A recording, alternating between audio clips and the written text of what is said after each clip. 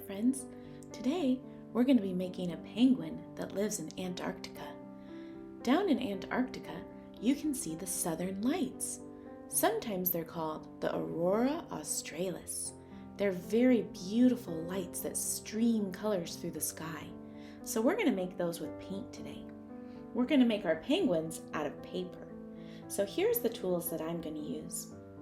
I'm going to use some watercolor paints, and we're going to do a technique called wet on wet.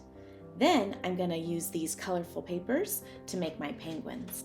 But first, I'm going to put my paper off to the side and I'm going to make my Southern Lights.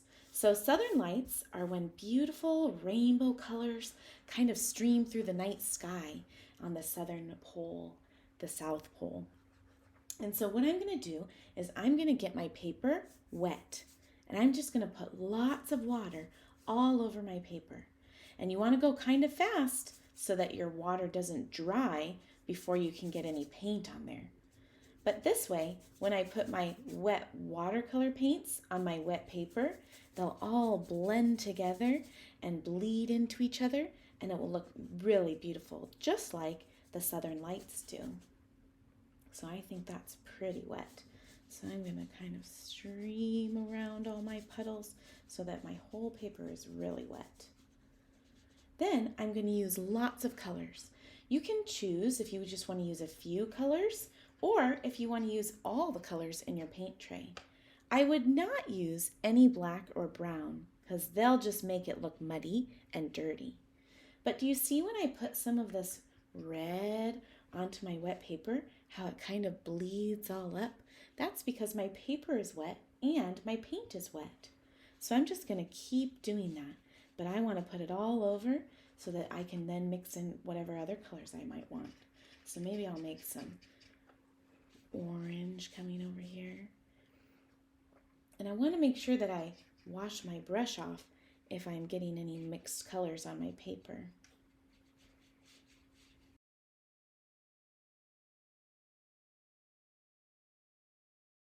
There, I think my Southern Lights look really beautiful. Now, I'm going to let my paper dry, and I'm going to work on my penguin while my paper is drying. Okay, I'm ready to make my penguin now. I'm going to start with the black piece of paper. That's going to be my penguin's body. And I'm going to make my rectangle the tall way, and I'm going to just cut a long, skinny rainbow shape.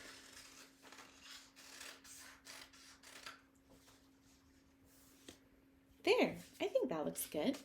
I'm going to do the same thing with my white piece of paper. This will be the belly of my penguin. I'm going to keep all of my scrap pieces of paper because I'm going to use them for different parts of my penguin. I'm going to put my belly all the way on the bottom of my penguin's body, like that, so that I have enough room up here for my penguin's face.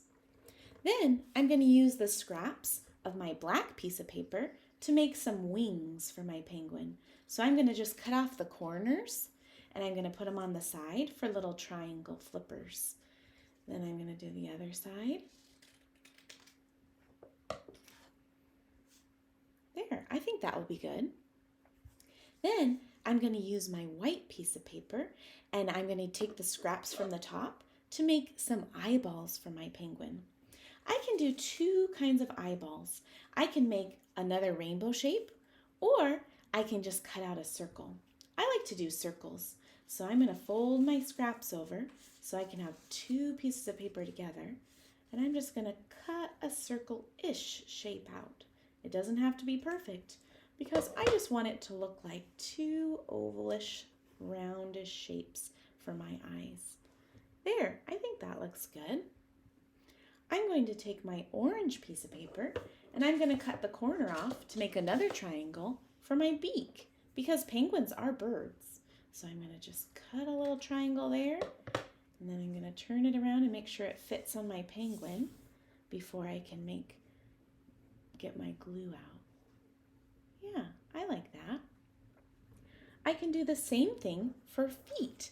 I'm just going to make some triangle feet for my penguin. So I can cut out my own triangles or I can just cut off the corners again and see if that's big enough for what I want. Yeah, I like that.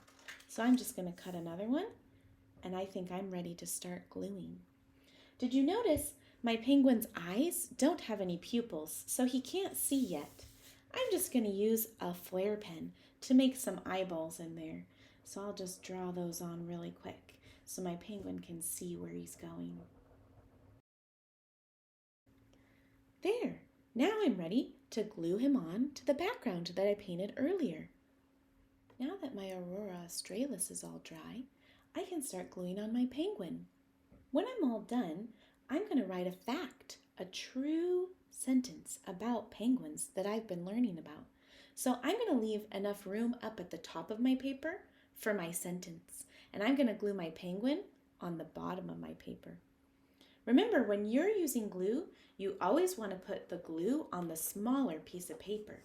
So if I'm going to start gluing on my penguin pieces, I'm going to put the glue on the smallest piece of paper and then stick it to the bigger piece of paper.